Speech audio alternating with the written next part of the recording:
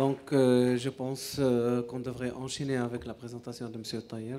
Comme ça, on aura la discussion des deux communications en même temps. Merci. M. Taher, vous avez la parole.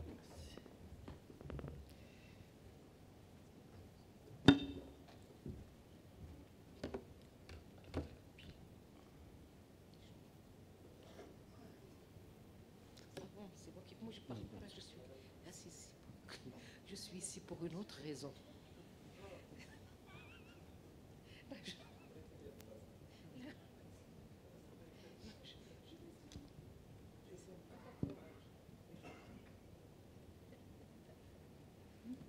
Diagnostic de prévention et de prise en charge. On va parler tout à l'heure des allergènes moléculaires qui ont affiné un petit peu le diagnostic et qui ont permis un petit peu de répondre à un certain nombre de questionnements par rapport au pronostic, par rapport à la durée de l'allergie, à la façon avec laquelle on pourrait éventuellement prendre en charge cette allergie. Les guidelines internationales ont permis aussi de rationaliser les prescriptions diagnostiques et thérapeutiques. Et puis, il est important d'insister sur cette relation entre soignants bien informés par rapport donc, à la maladie, à la pathologie, et patients qui devraient aussi être informés, bien sûr, de sa maladie, qui reste donc fondamentale pour optimiser la prise en charge. Je ne vous apprends rien, ça a été dit tout à l'heure, l'allergie alimentaire, c'est cette réaction immunologique pathologique secondaire à l'ingestion de l'aliment, qui peut être IgE ou non IgE médiée. Il faut absolument la distinguer d'une aversion alimentaire, même si elle est reproductible, et bien sûr des autres réactions. Mon ami Fossor Idrissi on a largement parlé, et c'est repris un petit peu dans cet algorithme qui distingue les hypersensibilités de mécanismes immunologiques, qu'ils soient IgE, non IgE, voire mixtes. Et dans les mixtes, vous avez effectivement la dermatite atopique et les pathologies éosinophiles. Et puis, vous avez des hypersensibilités qui ne sont pas d'origine immunologique et la plus tendance à persister. Et donc, on ne va pas s'amuser à réintroduire rapidement le lait quand on est plutôt allergique à la caséine. On va faire encore plus d'attention lors de la réintroduction. Donc, c'est important quand même d'affiner des fois le diagnostic moléculaire. Et puis, vous avez dans le groupe des allergènes végétaux, et là aussi, c'est relativement passionnant quand on voit un petit peu cette classification des différentes familles en famille moléculaire. Vous avez les prophylies, les protéines PL, les protéines de stockage, les protéines de stress, et on va le voir tout à l'heure. En fonction justement de la famille à laquelle appartient l'allergène, la sévérité n'est pas la même, et même le pronostic, je dirais, n'est pas le même. Alors juste pour le rappeler, les principaux allergènes incriminés, c'est l'œuf, poisson, crustacés, les oléagineux, et vous avez aussi le problème des fruits exotiques, qui sont introduits depuis quand même un certain temps dans notre alimentation et auxquels on pourrait aussi être allergique. Alors chez l'enfant, vous avez essentiellement le lait de vache, ça on le sait, c'est aussi valable dans notre contexte, mais vous avez aussi les autres aliments classiques, l'œuf, kiwi, arachide, poisson, et en fonction un petit peu de l'âge, on a tendance peut-être à être plus allergique à certains aliments que d'autres. Alors, François Idrissi a parlé aussi des réactions croisées, c'est en général entre quelques pneumallergènes, donc des allergènes respiratoires, qui croisent avec des aliments, voire le latex aussi avec les aliments. Donc, les gens qui sont allergiques au pollen de bouleau peuvent être aussi allergiques à l'abricot, à l'amande, l'avocat, etc. Les pollens de graminées, vous avez aussi une allergie croisée avec la pomme de terre, la tomate, les acariens. Quand on est allergique aux acariens, on peut être aussi allergique à l'escargot, à la crevette, aux crustacés. Et puis, vous connaissez l'allergie croisée classique entre le latex et un certain nombre de fruits, avocats, bananes, châtaignes, figues, kiwis. Donc, c'est dire là aussi que quand on va analyser sur le plan moléculaire ces allergènes, il y a des similitudes entre les épitopes qui sont impliqués dans ces allergies. Alors, juste pour le rappeler, je l'ai dit tout à l'heure, pourquoi avoir un diagnostic de certitude en matière d'allergie? Parce qu'il n'est pas concevable d'ignorer une allergie alimentaire quand on connaît le risque d'exposition à l'allergène, voire le risque d'anaphylaxie. Et il n'est pas non plus concevable de porter à tort le diagnostic d'allergie alimentaire quand on sait que l'allergie alimentaire, une fois diagnostiquée, ça altère la qualité de vie de la famille qui doit à chaque fois faire attention à ce que mange son enfant, aux aliments auxquels il est exposé. Et donc, il y a cette angoisse qui est liée au diagnostic d'allergie à l'arachide, il y a ces frustrations liées au régime d'éviction, et donc absolument, il faut avoir un diagnostic, je dirais, sûr de l'allergie. Alors, le bilan allergologique va servir certes à l'établissement du diagnostic, il va évaluer parallèlement le risque potentiel de l'allergie. Et lors du suivi de bilan, je vous ai dit qu'il va permettre un petit peu de confirmer la guérison, voire de suivre un petit peu l'évolution de la sévérité de l'allergie. La démarche diagnostique habituelle, c'est l'enquête alimentaire, donc l'interrogatoire. Dans un deuxième temps, quand on aura à explorer un peu plus cette allergie, il y a les tests cutanés bien sûr, et puis il y a la biologie, les IgE spécifiques, la biologie moléculaire ou les IgE dirigés contre les allergènes moléculaires. Et le gold standard, je dirais, reste toujours le test de provocation orale, c'est-à-dire des fois on a des cas douteux, même s'il y a des IgE spécifiques qui sont positifs, on n'arrive pas à faire le lien avec l'ingestion d'un aliment. Et donc, ce lien ne peut être fait éventuellement que par le test de provocation orale, donc finalement, qui reste encore le gold standard. Bon, il y a d'autres, je dirais, explorations, en fait, ou des explorations dans le cadre de la biologie, on va y revenir. Il y a les tests multi-allergéniques, c'est-à-dire vous avez des gammes d'examens qui vont plutôt chercher la sensibilisation vis-à-vis un ensemble d'aliments. Ce n'est pas spécifique à un aliment, c'est en fait un mélange d'épitopes ou d'allergènes. Vous avez des tests non spécifiques, on a toujours demandé, la NFS, on va y revenir, les IgE totales, qui en fait restent obsolètes, on va en dire un mot. Et puis vous avez aussi des médiateurs solubles tels que la tryptase et l'histamine, qui sont parfois quand même capital pour faire le lien entre une réaction à malaise, qui peut être un choc anaphylactique, une anaphylaxie, et l'ingestion d'un aliment. Alors les tests cutanés, rapidement, donc vous avez des tests qui se font avec les extraits de commerce, qui sont parfois peu stables, et on peut faire aussi les tests cutanés avec les aliments frais quand on est à court d'extraits de commerce. Il y a le problème avec ces aliments frais de faux positifs. Bon, il y a une sensibilité certes qui est élevée, mais une spécificité qui est relativement diminuée. Et puis un résultat négatif peut exclure l'allergie dans près de 95% des cas, mais un test positif avec une anamnèse négative ne peut pas faire retenir le diagnostic d'allergie alimentaire. Bon, ça c'est un test cutané prick test, puis vous avez aussi les atopies patch test pour en fait explorer les allergies retardées. Alors puis j'arrive à la biologie. Alors pour les tests d'abord non spécifiques, on a parlé de la numération formule sanguine qui peut montrer éventuellement une hyper-éosinophilie. Et vous le savez, l'hyper-éosinophilie n'est pas spécifique de l'allergie. En fait, prise seule, il est un peu difficile de la rattacher à l'allergie quand on connaît un petit peu les autres causes de l'hyper-éosinophilie, des parasitoses, les viroses, la prise de toxiques ou de certains médicaments. La même chose pour les IgE totales qui n'ont pas du tout de place actuellement, je dirais même pour le dépistage, avec une très mauvaise sensibilité et spécificité. Les IgE totales ont en effet un peu d'intérêt.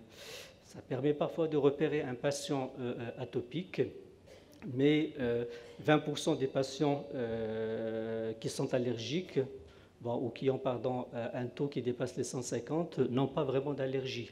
Et vice-versa, c'est-à-dire finalement les IgE totales n'ont pas d'intérêt pour l'exploration de l'allergie, qu'elle soit respiratoire ou alimentaire. Et puis vous avez bien sûr les autres causes d'augmentation des IgE, les parasitoses, le déficit immunitaire, la sarcoïdose, le lymphome, et les champignons, le myélome à IgE, etc. Alors j'arrive aux IgE spécifiques. Là, on aborde un petit peu les IgE qui sont dirigés contre des aliments précis. Alors vous avez les IgE monoallergiques. On va rechercher une allergie, je ne sais pas, à l'œuf, une allergie à l'arachide. Donc là, vous avez donc le test qui va rechercher ces IgE dirigés contre un aliment précis. Et on parlera, en fait, on va y revenir de F13 par exemple pour l'arachide, mais là vous allez rechercher les IgE dirigés contre toutes les composantes de l'arachide. C'est des tests monoallergiques, oui, vis-à-vis de l'aliment, mais en fait vis-à-vis des composants ou des épitopes, c'est un test relativement global. Et puis vous avez les IgE spécifiques épitopiques ou recombinants. Là, c'est un petit peu cette finesse dont je vous ai parlé tout à l'heure. On va justement rechercher des IgE qui vont être dirigés contre une fraction de ces protéines, contre un épitope précis de ces protéines. Et on pourrait, grâce à cette exploration, se prononcer sur le diagnostic déjà, se prononcer sur la sévérité et le pronostic de l'allergie.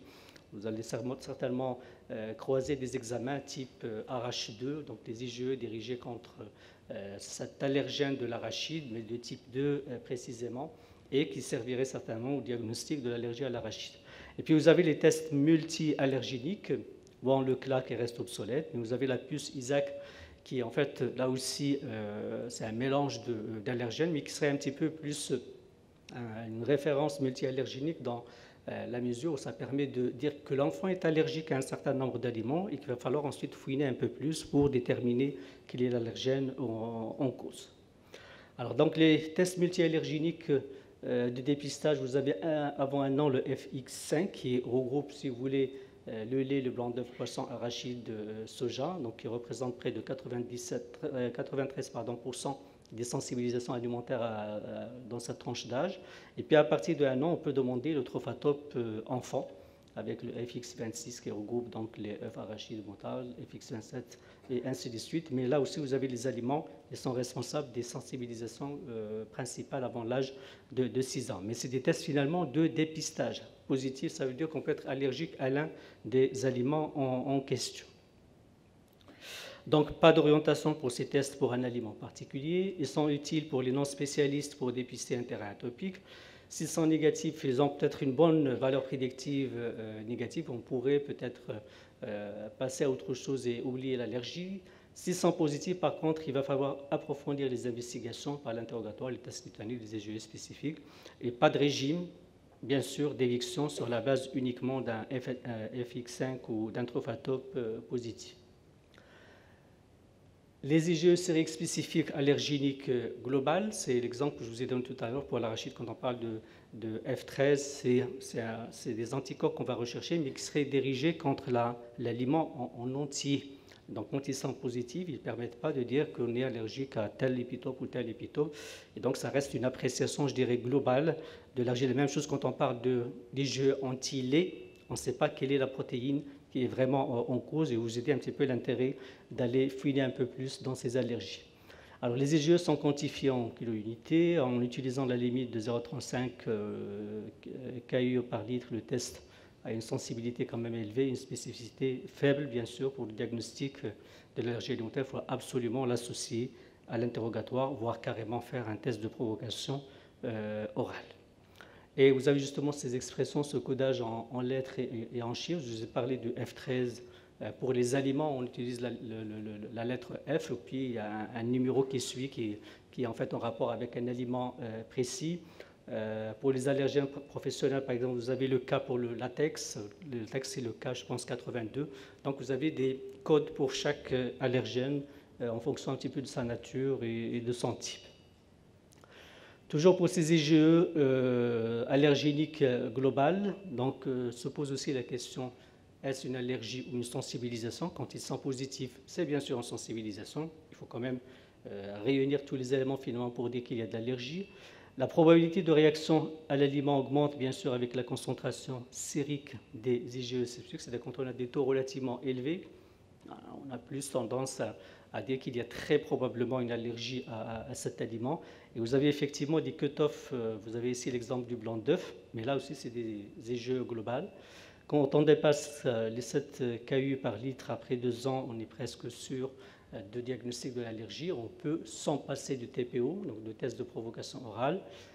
Avant 2 ans, plus de 2, ça peut être significatif, pas uniquement d'une sensibilisation, mais peut-être aussi d'une allergie. Et on pourrait aussi éviter le test de provocation orale. Donc vous avez quand même une valeur prédictive positive de 95%. Donc on n'a que 5% de se tromper, si vous voulez, de l'allergie. Donc ces valeurs prédictives positives des tests cutanés et géospécifiques, ils varient bien sûr selon l'aliment, la population, l'âge des enfants, le moment du diagnostic, les symptômes. Alors il y a des cut-offs pour les tests cutanés, vous m'excusez, je vais passer rapidement, et des cut-offs aussi pour les IgE spécifiques, c'est-à-dire finalement qui permettraient d'éviter le test de provocation orale. Les IgE spécifiques globales permettent aussi de prédire la guérison. Je vous ai parlé un petit peu de suivi de ces IgE. Alors, une cinétique des IgE, une diminution par exemple des IgE de près de 50% en un an, permet de prédire une probabilité de guérison de l'allergie à l'œuf de 52% et pour le lait de 31%. Donc, si on suit un petit peu le taux des IgE, on pourrait peut-être définir le moment où on va essayer de réintroduire le lait de vache ou l'œuf. Il y a des limites quand même à ces IgE spécifiques allergéniques globales. Bon, un taux inférieur à la valeur seuil ou négatif ne permet pas bien sûr d'exclure l'allergie. Il n'y a pas de valeur seuil pour tous les aliments qui permettrait peut-être d'éviter ce test de provocation orale. Et on ne peut pas toujours prédire la sévérité des manifestations sur la base de taux des IgE global. Et j'arrive aux allergènes moléculaires. Justement, ces extraits, ou plutôt ces allergènes fabriqués par génie génétique, à partir de l'ADN, en fait, de l'aliment concerné qu'on va insérer éventuellement dans des bactéries telles que l'Escherichia coli, et ça va permettre justement de synthétiser l'épitope vis-à-vis duquel il y aura vraiment de l'allergie. C'est-à-dire quand on prend l'œuf, bon, l'œuf c'est relativement plus simple, c'est la caséine, c'est la lactoglobuline, c'est l'alpha-lactalbumine, c'est la séromabuline, etc. Quand on prend l'arachide, il y a plusieurs allergènes qui n'ont pas le même potentiel allergique, qui n'ont pas la même sévérité. Donc on va isoler en quelque sorte, soit à partir de la source naturelle, ces différents épitopes, et on va chercher les IgE dirigés contre ces épitopes, soit on va fabriquer par génie génétique ces épitopes, et donc on va les utiliser bien sûr au laboratoire pour finalement avoir quel allergène exact auquel l'enfant est allergique. Vous avez ici l'exemple de l'arachide, en fait l'appellation des allergènes.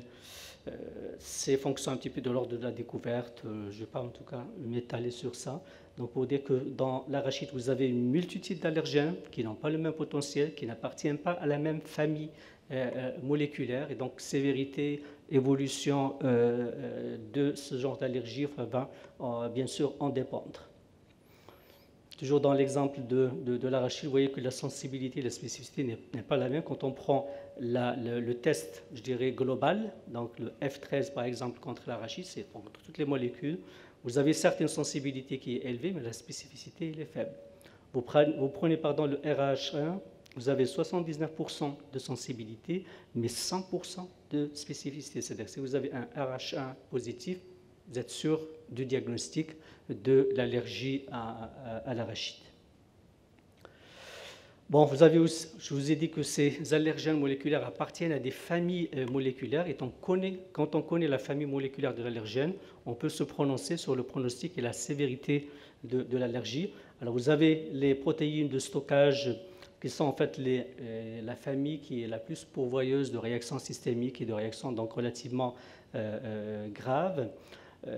Les protéines de transfert, ce qu'on appelle les LTP, relativement moins graves.